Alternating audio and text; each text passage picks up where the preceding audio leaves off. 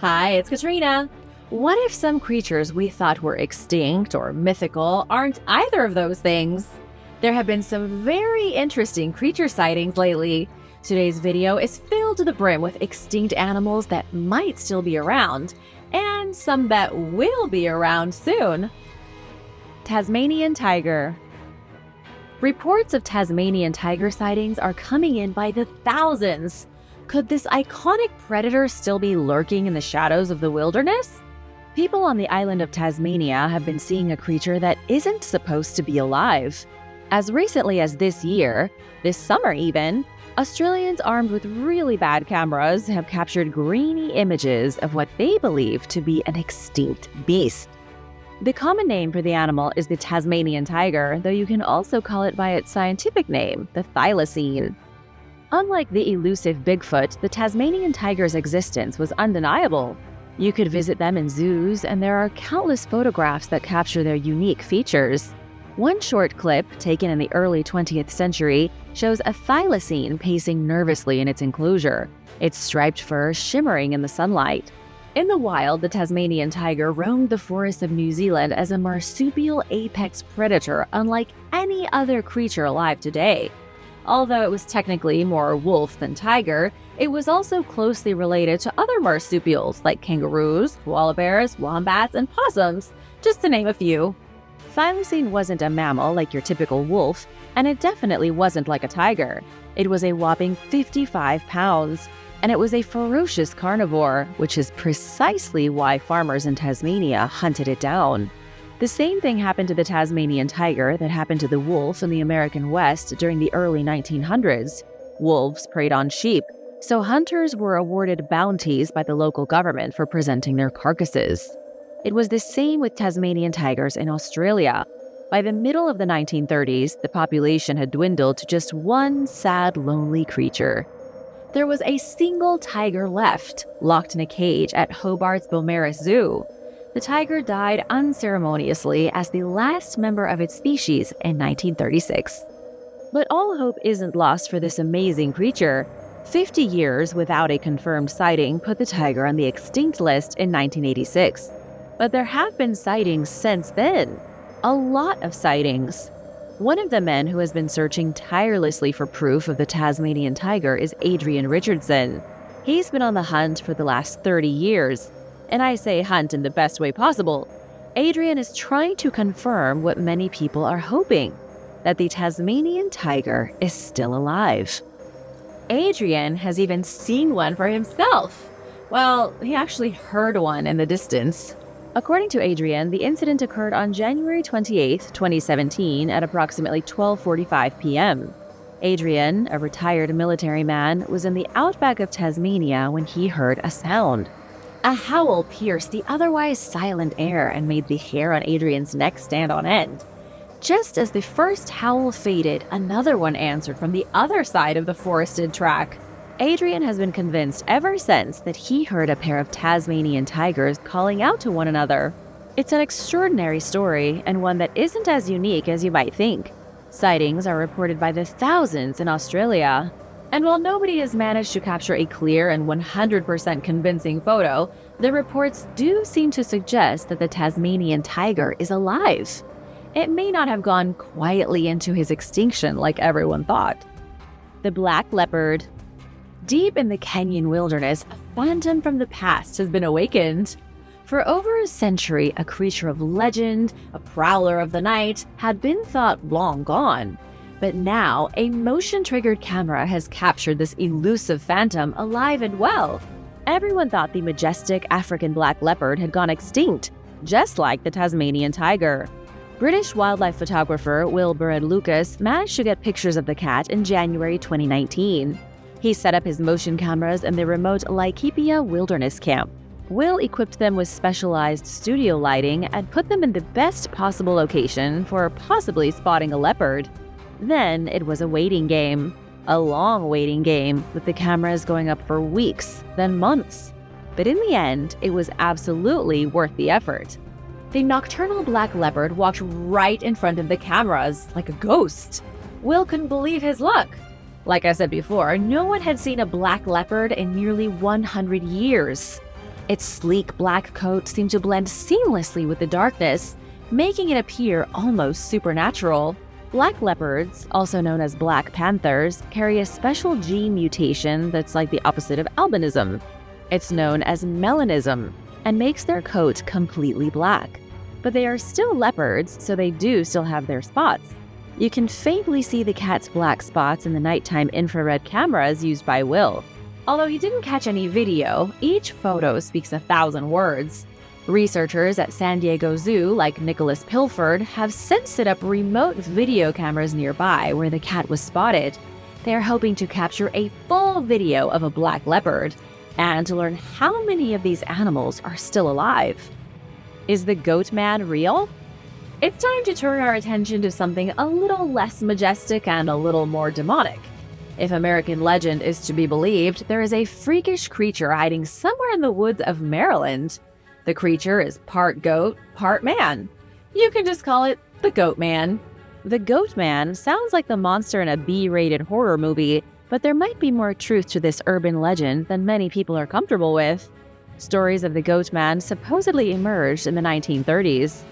In Prince George's County, people's pets started to either disappear or turn up eaten.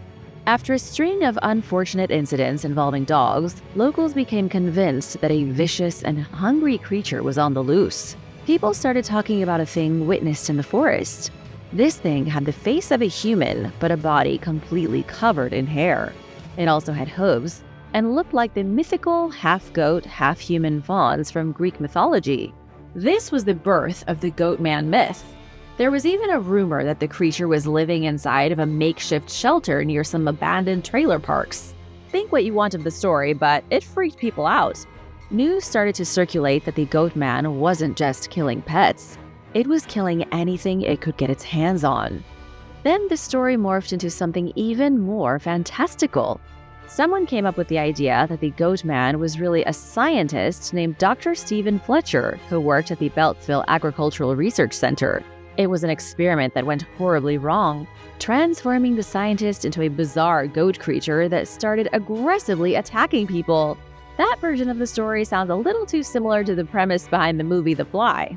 But hey, who knows what kinds of crazy experiments are being conducted at secret research centers across the United States? Maybe agricultural researchers really did create a hybrid monstrosity, one that still lives in the forests of Maryland to this day, subsisting on a diet of stolen pets. And now for a quick break, but first, it's shout-out time! I want to give a big thank you to Coco Week and Angela Schoenthal for supporting this channel. We wouldn't be here without you. Be sure to subscribe if you haven't already for more videos like this. The mega diggers of South America. Tree sloths are some of the cutest creatures you can see today, like little hug machines with their long hairy arms and long black claws. But you wouldn't want to hug an extinct giant ground sloth, also known as Megatherium. They were bigger, scarier, and probably a lot meaner than modern tree sloths. Our friendly sloths today can grow about 3 feet long and weigh roughly 11 pounds. Megatherium was 10 times as huge. Megatherium weighed a whopping 4 tons. Its body was 12 feet long and it had a thick tail. It was such a hulk of a creature that it walked on the sides of its feet for some weird reason. Maybe because its claws were 7 inches long and it couldn't walk on them. It carved out enormous tunnels tall enough for a grown man to stand up straight, no problem. During the Miocene epoch, an ancestor of the giant sloth, the Megatherium, was about the size of a rhinoceros. Megatherium evolved to become about the same size as an African elephant by the time it went extinct 8,000 years ago. That means that Megatherium could have gotten into an epic battle with a mammoth. Who do you think would have won that battle? Speaking of battles, ancient humans used to fight these enormous creatures too. In 2017, scientists found 100 fossilized tracks in the white sands of New Mexico. The tracks were from a human and a Megatherium, showing the two tangled in a fight to the death. Researchers are pretty sure that Megatherium was on the human menu before they went extinct. The earliest humans in South America just overlapped with this enormous creature until they went extinct around 12,000 years ago. Or did they? hiding deep in the jungles of South America could be the last surviving tunnel diggers of the Ice Age. For centuries, tribes in the Amazon rainforest have witnessed huge beasts roaming through the jungle and talk of a huge creature that you can smell before you see it. It is big and hairy and not something you want to find in the dark. The people who live in the Amazon call it the mapinguari, a giant sloth-like creature over 7 feet tall with large, sharp claws. Drawings by those who claim to have seen the mapinguari look very similar to the Megatherium. Could they still be around in small numbers hiding underground? What do you think? Let me know in the comments. It's the Grunch. In the dark, swampy underbelly of New Orleans, a creature of legend lurks, known only as the Grunch Road Monster, or the Grunch for short. It sounds a little bit like the Grinch, but it isn't. The only things it has in common with the Grinch are that it's kind of green, unpleasant, and I wouldn't touch it with a 39.5-foot pole. According to local lore, the Grunch made its home along a remote stretch of shell road that came to be known as Grunch Road, appropriately named. Though the exact location of this ominous avenue has been lost to time, most accounts place it somewhere in the eastern part of New Orleans, in an area now known as the Little Woods. It was here, along the overgrown serpentine curves of Grunch Road, that the creature was said to lie in wait for hapless travelers foolish enough to venture into its domain. The Grunch was far from just another mindless predator. Those who encountered the beast and lived to tell the tale spoke of an intelligence lurking behind those fiery eyes, an almost human cunning that set it apart from any normal animal. The Grunch was also said to be able to open doors, use tools, and even mimic human speech in order to lure its victims to their doom. Once the Grunch had its prey in its sights, the true horror would begin. The Grunch was known to drain the blood of its victims through a single, almost surgical puncture wound. As you may already know, New Orleans was discovered by the French Mississippi Company in August of 1718. It was named after a French duke, Philip II, Duke of Orleans. The name of Louisiana's famous Party City comes from the name of a French city. But why in the world am I talking about history at a time like this? Don't worry, it's all connected. To make a long story short, New Orleans was handed over to the Spanish Empire in 1763. It remained controlled by the Spanish until 1801, when the French took it back. In 1803, Napoleon Bonaparte sold New Orleans to the United States of America, and this was known as the Louisiana Purchase. From the early part of the 19th century onward, New Orleans blossomed. There was a major population boom with a huge influx of European French and Creole French. There was also a large number of slaves sent to New Orleans to cultivate the large plantations growing outside the city. It was during this time of expansion that the first reports of the Grunch appeared. It's also known as the Vampire of Faubourg-Marigny. The horrific creature, a mix between a reptilian and a chupacabra, struck terror into the hearts of all those who saw it. It prowled the remote bogs and sticky swamps around New Orleans. Unlike the other animals I'll tell you about today, the Grunch may have been a voodoo creation. The terrifying beast may have been born using magic. New Orleans was one of the biggest port cities during the American slave trade. The port of New Orleans handled a massive quantity of goods coming and going from the U.S. The Mississippi River had never been this busy in all of its history. It was filled with so many steamboats, sailing ships, and flatboats that there was constant traffic. Voodoo magic thrived in this environment. One story claims that the famous voodoo queen Marie Laveau castrated a baby devil. When his severed boy parts hit the floor, they turned into a male and female Grunch. The Grunches bit the voodoo queen and ran off. They've been breeding in the swamps ever since. The Grunch supposedly has long horns, scaly skin, spiky quills on its back, and stands about 4 feet tall. Grunches can be a mix between a chupacabra, a reptile, a porcupine, and a monkey. It is said to howl like a wolf, scream like a banshee, or bellow like an ape when alarmed, as well as leave a strong stench. If you've ever seen a Grunch, or if you know any more about these bizarre voodoo creatures, be sure to let me know your experience in the comments. I would love to hear it. The Golden Mole. A golden mole, believed extinct for many years, has been found alive and well in South Africa. It was discovered swimming through sand dunes after a long and extensive search. When you think about extinct animals, De Winton's golden mole most likely isn't at the top of your list. After all, it is one of the weirder animals ever. Just look at this picture, thanks to J.P. LaRue. It looks like a sea cucumber that grew hair and a tiny mouse nose. The golden mole is blind. It was assumed extinct because nobody had seen it since 1937. And it swims through sand. How are you supposed to find a creature that swims through sand? Researchers did it by taking over 100 soil samples from the only place where the De Winton's golden mole has ever been sighted, Port Nolloth. The mole has one of the smallest ranges of any animal in the world, living in a small section of desert on South Africa's northwest coast. To track it down, scientists analyzed each of their soil samples for environmental DNA. Creatures leave behind things such as excretions, skin cells, and hair as they move through their environment, and they can be detected by scanning soil samples. The scientific team, led by conservation geneticist Samantha Meinhardt, picked up traces of the moles. Then they found fresh burrows thanks to some heavy rain. It looked like the mole was going to be found, and it was. Everyone is very excited about the rediscovery of this spectacular little animal. You might also like to know that the golden mole with its shiny iridescent coat isn't the only lost animal that's been discovered recently. The Search for Lost Species project was launched in 2017 by a group of conservation organizations. The aim of the project is to find 25 species that have been lost to science. As of 2023, 11 of the 25 species were found, and one of them was the golden mole. Another was the Attenborough's long-beaked echidna, also Wallace's giant bee, which is considered the largest bee on the planet. There was worry among scientists that the bee was extinct, but thankfully, not yet. The Ohio Grassman. What if Bigfoot has cousins?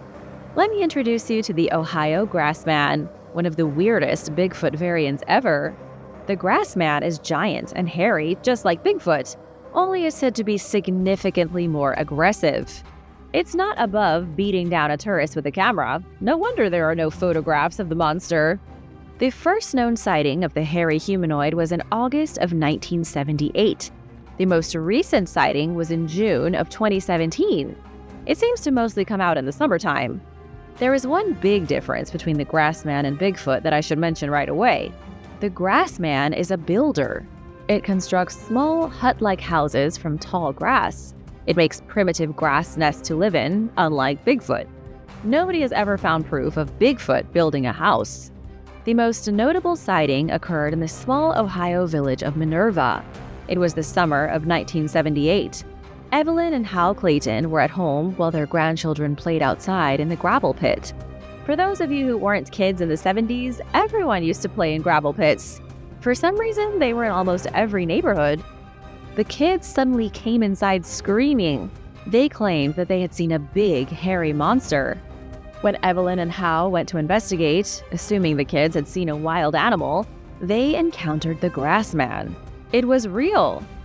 The couple claimed that they witnessed a horrible beast. It was completely covered in dark and matted hair. It was sitting in the gravel pit, picking through the trash. The Claytons were stunned. It looked like a big gorilla picking through a bunch of bananas, only way uglier. The Claytons thought it weighed at least 300 pounds. Their story gets even scarier. The Claytons ran away, terrified of the beast in the pit, but they kept encountering it afterward. The Grassman wouldn't leave them alone.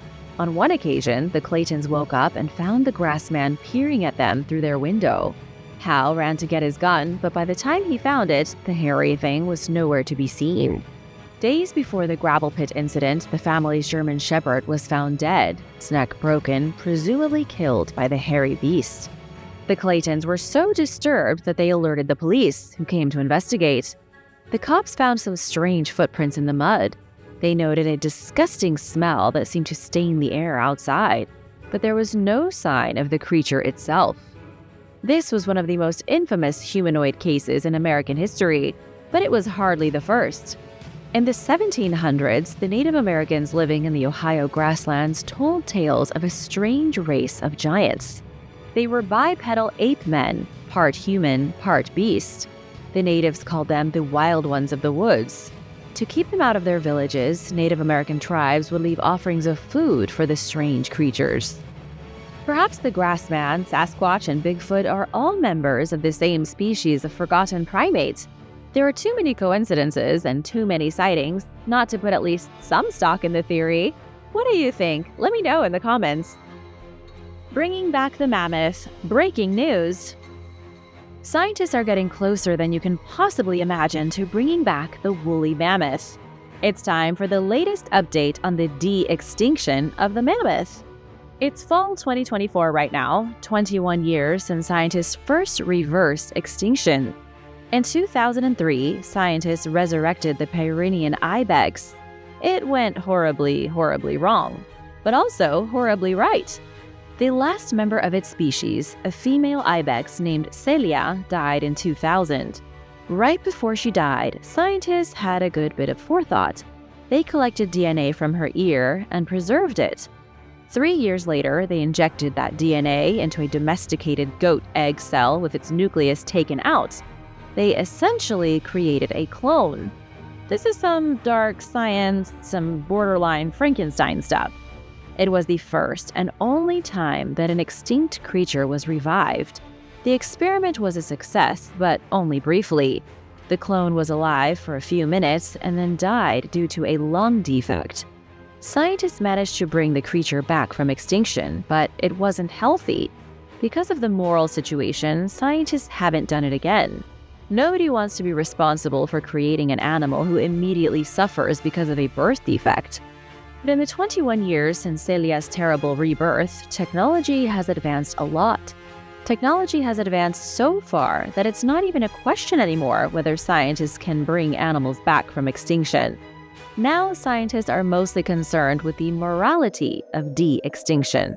One company has already shed the morality of the question and is steamrolling ahead with plans to bring back 3 of the most iconic extinct species in the world. The company is called Colossal Biosciences, and I've mentioned them before on the channel. It seems like every few months they give an update on their plans. As of right now, their goal is to bring back the dodo bird, the woolly mammoth, and the Tasmanian tiger. The company claims that their ultimate goal beyond these 3 animals is to enrich global biodiversity. But just how close are they? Ben Lamb, the CEO of Colossal Biosciences, recently told Life Science exactly when they expect to have mammoths back in the world. Ben said the first mammoth calves will be born by 2028. Ben also said it's possible that they could produce other species before then, meaning we could be seeing a dodo bird in the next year or 2. Woolly mammoths were alive during the Pleistocene epoch, living in the Arctic regions until about 3,000 years ago. They had shaggy hair, long curved tusks, and fatty deposits to keep them healthy. Mammoths also took care of the Arctic grasslands by stomping the snow to suppress tree and shrub growth. And because they had so much waste, they dispersed nutrients across massive distances, which allowed other animals to thrive. Mammoths were at the top of the natural pyramid in the Ice Age tundra. They kept everything healthy, facilitating the very circle of life. Scientists suspect that by reintroducing mammoths, which they refer to as mega herbivores, into the Arctic, the ecosystem could be restored. In a way, mammoths might save the world. Making the Arctic ecosystem healthy again with mammoths might boost carbon storage and mitigate climate change. Going about it is a lot tougher than it sounds. Colossal Biosciences is currently planning to use Asian and African elephants as surrogates to grow mammoth calves. But this is a bit of an issue because Asian and African elephants are currently endangered. We are at a risk of losing the world's only surviving elephants. Vincent Lynch, an evolutionary biologist at the University of Buffalo, said each mammoth calf born is one regular elephant calf that isn't born. So the question is it a worthy cause to sacrifice our current elephants in an attempt to bring back extinct ones? Or should we wait until scientists figure out how to make artificial wombs? Vincent Lynch said one day there could be thousands of artificial uteruses in a warehouse churning out genetically engineered mammoths. How do you feel about that? The Javin Tiger. In 2019, conservationist Ripi Yanuar Fajar was out celebrating Indonesia's Independence Day when he and 4 friends encountered a gigantic cat. It was not the type of thing that most people in the Western world have happen to them on their Independence Day. Although, to be fair, it doesn't typically happen in West Java either. The cat encountered by Ripi and his friends was supposed to be extinct. After the brief encounter, in which thankfully nobody was eaten alive, Ripi reached out to a professional colleague. His colleague, Kali, worked for the National Research and Innovation Agency. Ripi claimed he saw a Javin tiger, a subspecies of tiger that went extinct in the 1980s. 10 days later, Kali investigated the site where Ripi had seen this striped cat. As he looked around, Kali found a single strand of hair that snagged on a fence. He also recorded some footprints, measured a few claw marks, and gathered all the data he could. Kali sent the hair sample to a conservation agency in West Java to have it tested. The results came back from the lab soon after, and Kali was shocked. The hair sample had 97.8% similarities to the Javin tiger. The scientists at the conservation agency compared the sample Kali sent them to a strand of hair from a specimen collected in 1930. Unfortunately, though, the hair also had 97.06% similarities with Sumatran tigers and 96.87% similarities with Bengal tigers. There is no way to confirm that the beast Ripi saw was the extinct Javin tiger, but it is the closest match. You may be wondering what the big difference is between all of these different tigers. They are all still big cats, yes, but each one is unique.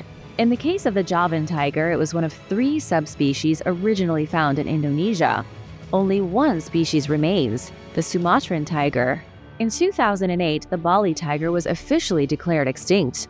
Java, an island roughly the size of Mississippi, is home to over 150 million people.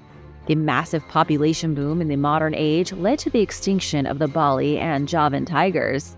Now there's only the Sumatran tiger, and it could go extinct at any moment. That's how few Sumatran tigers are left in the wild. There have been rumored sightings by locals over the years, with a big one going viral in 2017. But that one was debunked, as it turned out to be a Javin leopard and not a Javin tiger. Did humans and dinosaurs live at the same time? Imagine seeing a human riding on the back of a dinosaur. New evidence could show that humans and dinosaurs may have lived at the same time. Maybe they didn't ride dinos like horses, but they may have at least coexisted. Of course, I don't mean humans like us, but our very ancient ancestors. Scientists have always argued over the date of creation for placental mammals, meaning creatures like dogs, humans, and bats. It was always assumed that these types of animals weren't on Earth until after the dinosaurs went extinct 65 million years ago. It turns out scientists were wrong. Researchers at the University of Bristol think they found proof that our ancestors were alive at roughly the same time as dinosaurs. Lead researcher Emily Carlisle looked at thousands of fossils of placental mammals. Then they looked at the patterns of origination and extinction of different groups. By doing this, they were able to put a date on the first evolution of placental mammals. It began when dinosaurs were still alive. 3 major animal groups lived at the same time as dinosaurs: primates, which includes humans, lagomorpha, which includes rabbits, and carnivora, which includes cats and dogs. Maybe humans, albeit primitive, really did live with dinosaurs, as several pieces of evidence suggest. Evidence like some strange fossilized footprints found in a Texas riverbed. Strange tracks were found along the Paluxy River near Glen Rose, not far from Fort Worth, Texas. When scientists first investigated the site, they called the prints man tracks and noted that they were mingled with indisputable dinosaur footprints. It looked like there were dinosaur prints marching right beside human prints, making it pretty clear that humans coexisted with dinosaurs. However, as reported in a New York Times article from 1986, mainstream scientists were quick to dismiss the human tracks as a nonsensical conspiracy. The scientists who analyzed the footprints claimed they were not human at all. Scientists said the footprints belonged to a mysterious type of dinosaur instead.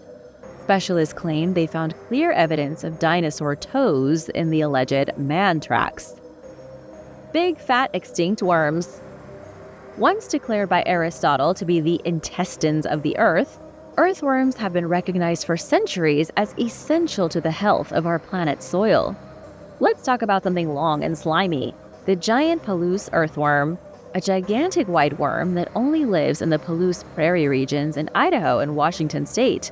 The huge white worms were supposedly abundant in the 1800s, and then they vanished. They vanished so effectively that some scientists dismissed them as never having existed at all. Only they did exist. A couple years ago, scientists dug a few of them up again. Carl Umaker from the University of Idaho found one of these big fat white worms in the prairies. He did it using a tool called an electroshocker. It sends jolts of electricity into the soil, which coaxes the worms to the surface. You'd want to get out of the bathtub too if somebody dropped a toaster in it. It's hard to take in just how much land has been altered by agriculture and human activity. I'll try by putting it into a percentage for you. 99.99% of the prairie has been disturbed, eroded, or polluted by farming and human development. This is precisely why the giant Palouse earthworm disappeared. The ground used to be rich in these worms, which, by the way, grow to an astounding 3 feet in length. The one found by Carl Umaker was only about 8 inches long, meaning it may have been really young. 200 years ago, the soil could have been filled with ancient worms that had been left alone for centuries to grow into giants. Scientists don't know how long the worms will be around for, or if these are even the same giant white worms from 100 years ago. Thanks for watching! Which extinct animal would you like to see alive and well again? Let me know in the comments below. Thanks for watching! Be sure to stay tuned for extra content you might have missed. The Congo's last dinosaur. Since the early 16th century, rumors have circulated that there is a strange, prehistoric creature living in the Congo Basin. Locals call it the Mokele Mbebe, and it is a mysterious beast that most people believe to be myth. It's described as a water beast about the size of an elephant, with a very long neck and long tail that lurks deep in the swamp. The description of the creature is a lot like that of a sauropod dinosaur, and in the 20th century, the legend captured the imagination of the entire world. The widespread notion that there is a dinosaur or a dinosaur-like reptile lurking somewhere in Africa was perpetuated by Carl Hagenbeck, an animal dealer and showman, who wrote a book on the topic in 1909. Bernard Hevelmans, the father of cryptozoology, further promoted the concept starting in the 1950s. The idea persists into the present day as evidenced by alleged sightings of the Mokele Mbebe, including video footage that has widely circulated the internet in recent years that allegedly shows baby dinosaurs scampering across a road. Other so-called proof has surfaced, including other videos, images, audio recordings, and alleged footprint casts, but the creature's existence has yet to be truly proven by science. Zambia also is rumored to be home to a sauropod-like beast, and the idea of a dinosaur still hiding in unexplored regions comes from mostly European foreigners who traveled there and had to deal with unknown monsters. No reliable sightings or evidence has turned up, even though scientists have conducted over a dozen failed expeditions to find it. In 1980 and 1981, monster hunter and retired University of Chicago biologist Roy McCall led an expedition to where the story seems to have originated and got more stories and legends directly from the locals, but no sight of the dinosaur. Do you think that there may be dinosaurs in the Congo or anywhere else lurking about? Let me know in the comments below. Desert rat kangaroo. Europeans first glimpsed the desert rat kangaroo during the 19th century. Known as the ulakunta to the Aboriginal people of Australia, the small creature was about the size of a rabbit, weighed less than a guinea pig, and was extraordinarily fast. English naturalist John Gould formally described the desert rat kangaroo in 1843, and it seemed to have vanished after that. The animal was presumed to be extinct and wasn't seen again until nearly a century later in 1932, when 4 Aboriginal men helped mammal expert Hedley Herbert Finlayson track one down. Since then, there have been no confirmed sightings of the desert rat kangaroo, and it's once again considered extinct due to the length of time that has passed since it last appeared. Experts have searched extensively to see if it's still around and have even found some clues suggesting that it could be. But the chances of this being the case are close to zero, according to mammal expert Dr. Diana Fisher. Based on a statistical model that factors how often the desert rat kangaroo has been sighted and how long it's been since it was last seen, researchers have estimated the possibility that it still exists at 1%. But 1% is still higher than 0, meaning they haven't completely ruled out the idea that the creature still has a scarce presence. But experts certainly do not have high hopes. They believe that invasive red foxes killed it off and think it's highly unlikely anyone will ever see one again. Malibar civet, a small dog-like carnivore called the Malibar civet, was thought to have gone extinct in 1929, with hunting and habitat loss in the creature's native region, the Western Ghats of India, presumably to blame. But one was actually spotted in 1987 on a cashew plantation in Kerala, proving that the species was still hanging in there, by a thread at best, but it still counts. I'm sad to say that the villagers killed the lone civet, and in 1990, 2 of the animal's skins were procured. It's thought to still exist hidden away based on interviews with locals, who said that the few civets left were known to frequent protected areas. The species is classified as critically endangered. Some posts on social media during the recent lockdown claim to have seen the Malibar civet, but it was most likely a small Indian civet. The lack of human activity allowed many animals to come out from where they were hiding, and there were rumors that even leopards were roaming the streets. Because these creatures are so elusive, on top of being rare to begin with, it's difficult for experts to learn about them, and camera traps routinely fail to capture footage of any surviving specimens that might still be out there. So in any case, it is still very hard to say. And now for number 8, but first I want to give a big shout out to our Raza network and Sharon Checkle for supporting this channel. Let me know what animal you hope is still around the most, and be sure to subscribe if you haven't already. Montaine monkey-faced bat. Endemic to the Solomon Islands, the Montaine monkey-faced bat was described as a new species in 1991, after it was last seen the year before on Guadalcanal Island. That solitary bat was the only one ever encountered, leaving experts little to learn from when it comes to understanding the creature's biology. The Montaine monkey-faced bat hails from a very rare genus of bats, commonly called megabats, or fruit bats, and evolved in isolation, making it even more genetically unique. Although nobody has officially seen one in 30 years, it is not considered extinct yet. The species is listed as critically endangered and possibly extinct, but are there any left out there? Experts seem to be holding out slight hope for now. They believe that any existing Montaine monkey-faced bat populations dwell at altitudes of over 3,900 feet above sea level. The creatures have only been documented in environments at this elevation, and only on Guadalcanal Island. So if there are any left, they are probably restricted to this very small area. Ethiopian lion. Most African lions live in the savanna of sub-Saharan Africa, with very few appearing elsewhere. Because of how little they've been studied, it's unclear whether those populations elsewhere are genetically distinct subspecies.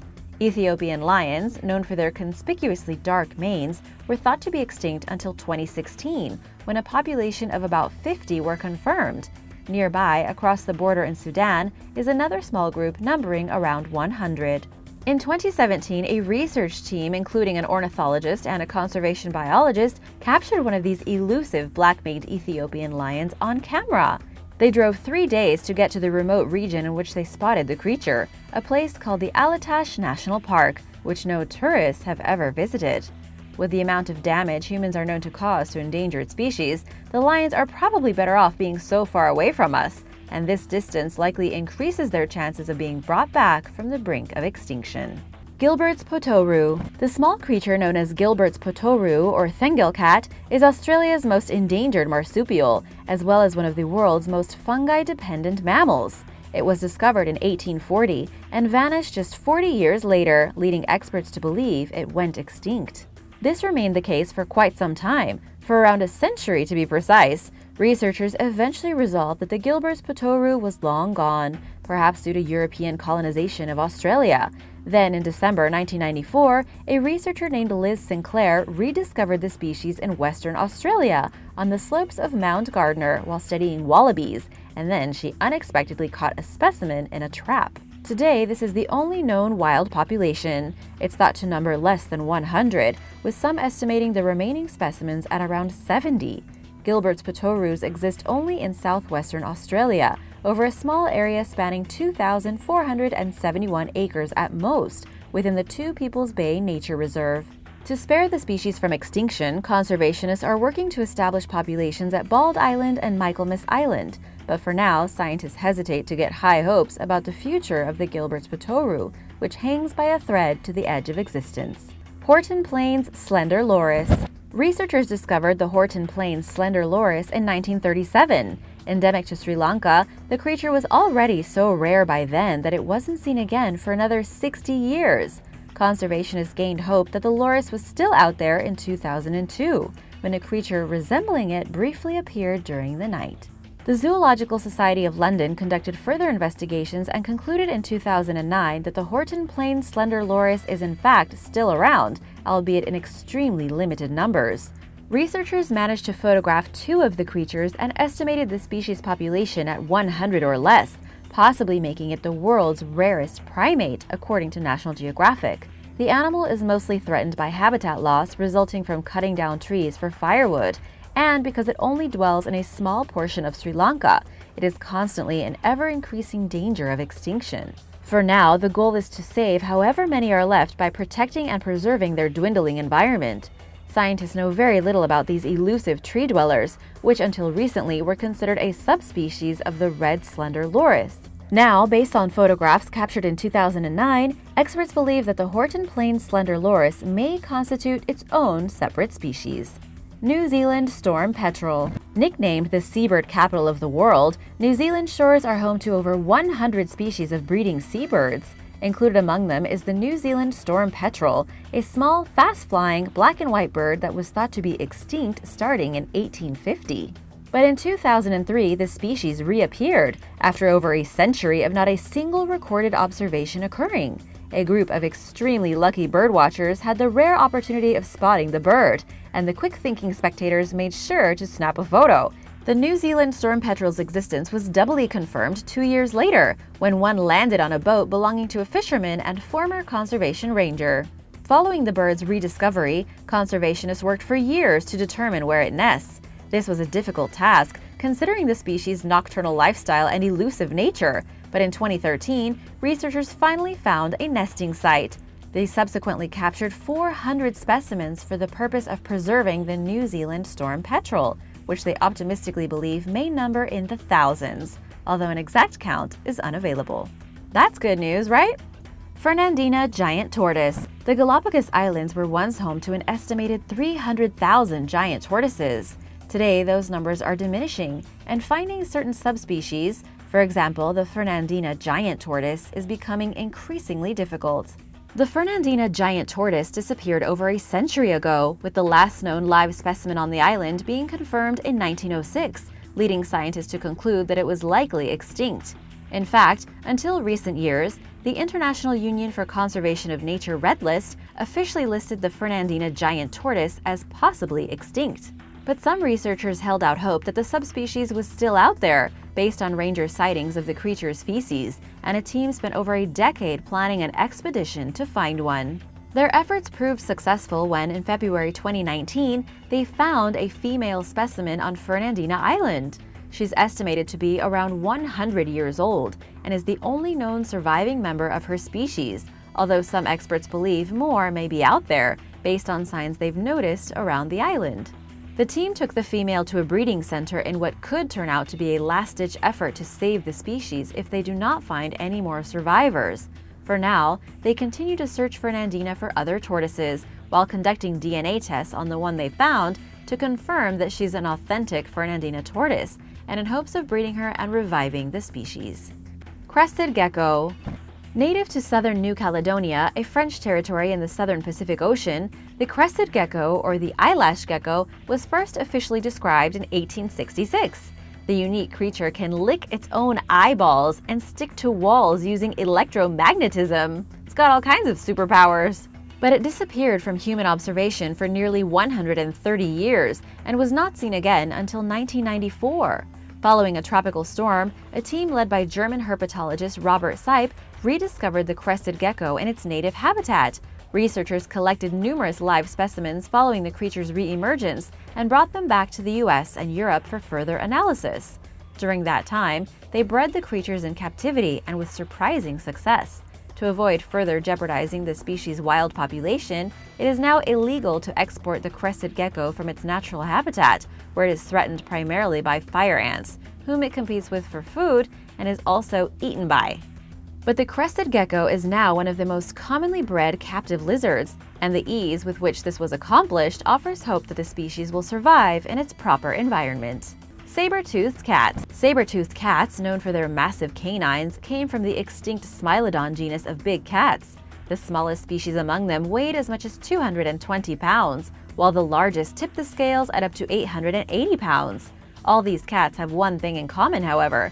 They are not thought to have lived past around 10,000 years ago, when the last of them went extinct at the end of the Pleistocene epoch. Every now and then, however, there are claims of someone spotting an extinct saber-toothed cat. Most of these accounts originate in South America, and one is detailed in author Peter Matheson's 1996 book, The Cloud Forest. The text describes the animal as a rare striped cat not quite so large as a jaguar and very timid, which is possessed of two very large protruding teeth. Additionally, the 1975 shooting of a 160-pound so-called mutant jaguar in Paraguay is mentioned in Carl Schucher's Mystery Cats of the World.